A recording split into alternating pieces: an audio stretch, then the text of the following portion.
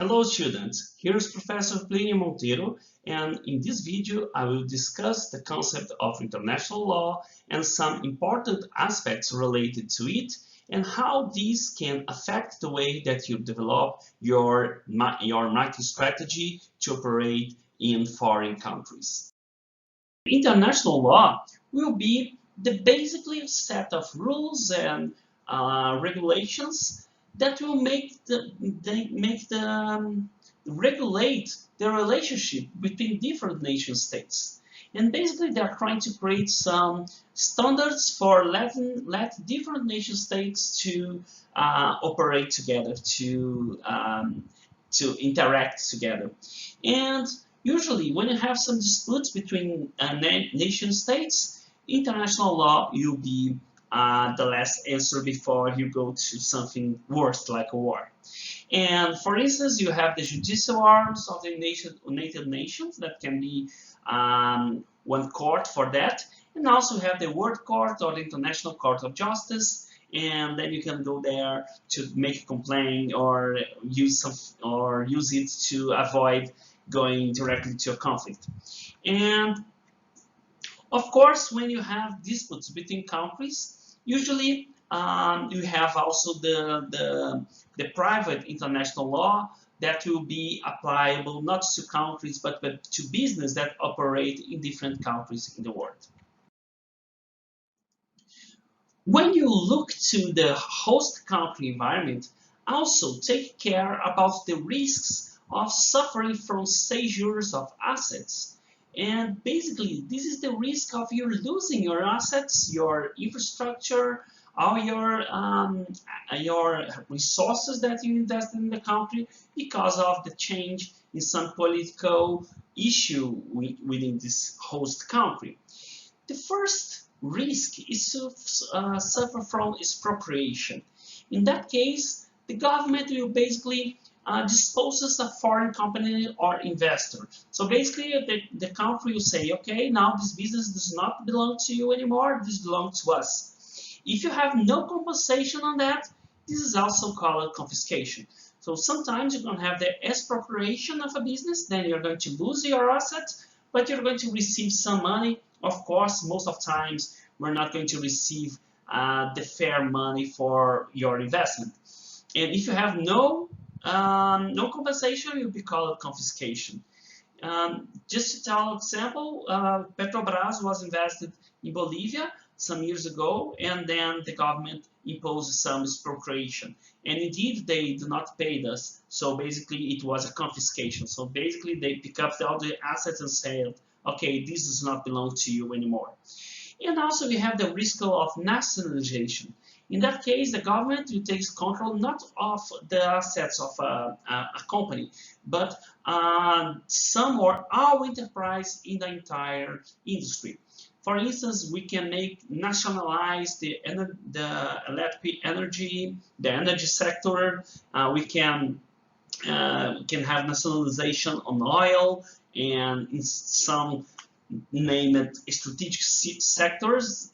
This can be a real risk in third country and underdeveloped countries. But if you're operating in a country where you have this kind of political risk, this is something that's sometimes acceptable according to international law. If you satisfy public purpose, and also if you include some compensation. So if you nationalize anything and you are going to give to pay for the use of these industries, then it's considered fair according to international law.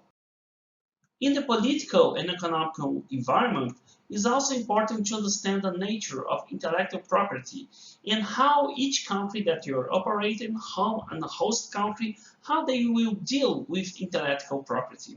First, look to the patent laws and see if how they are going to give this right to the inventor, the one that created that specific technology or innovation.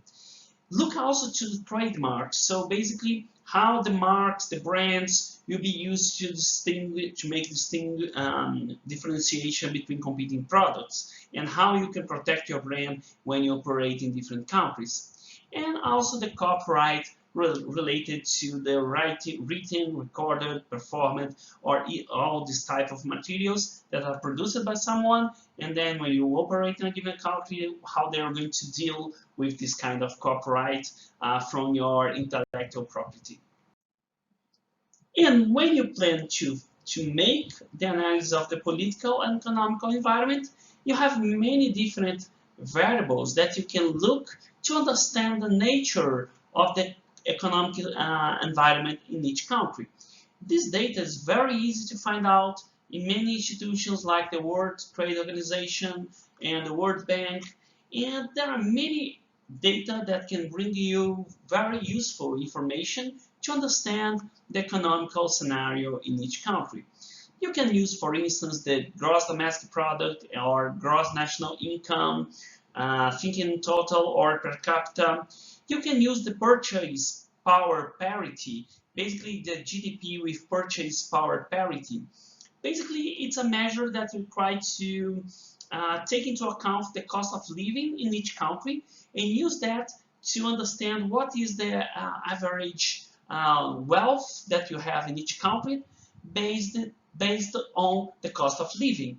In some countries, you can have a very high level of GDP, but of course, the cost of living is so high that people don't have that they cannot buy a lot of products if you compare with other countries with lower levels of GDP per capita. Also look to the competitiveness indexes, to look to the infrastructure, the labor market, and see how they are running in each country, the tariff rates, the income tax rate, corporate tax rates. All these data are available in the Economic Freedom Index, and also you can find it in the Doing Business Index. Look to the tax burden, basically the percentage of the taxes compared to the GDP of the country. So basically to see if the country is asking a lot of the GDP in terms of taxes.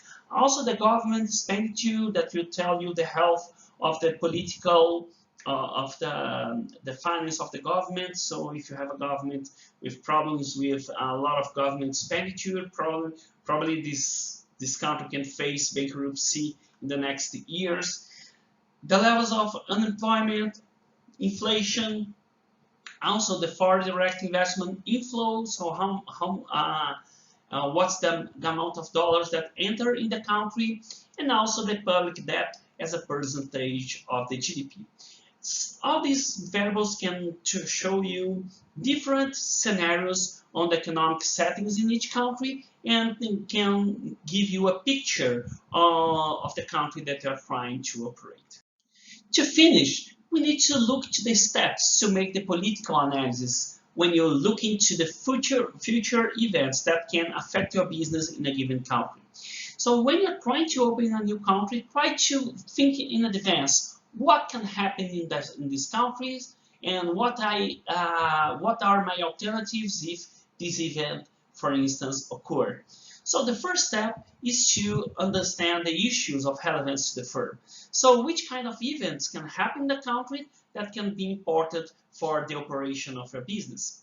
In the second steps, you can make a list of these political events. So which kind of political events can happen? What are the probability that they are going to happen? If they happen, what will be the cause and what will be the effect in terms of your business? And finally, what will be the ability of governments to deal with these political events? For instance, a coup, a military coup, or you have, for instance, a bankruptcy of a sector in the economy. What will be the actions of the government, the strategy of the government? And in the third steps, it's basically what you're going to do if these events really happen. So probably what will be the impacts and the responses. So if these events happen, if each of these events happens, so what will be the impact for a business? What happens in different scenarios? And also, what will be the response to you if this event happens? And finally, taking all of these into account, then you're going to make a broad analysis of the political risks and which alternatives can you take in each scenario that can happen.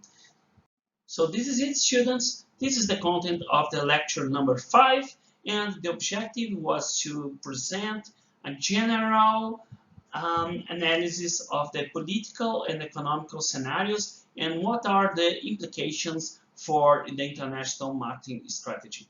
So this is it. See you in the next video. Bye.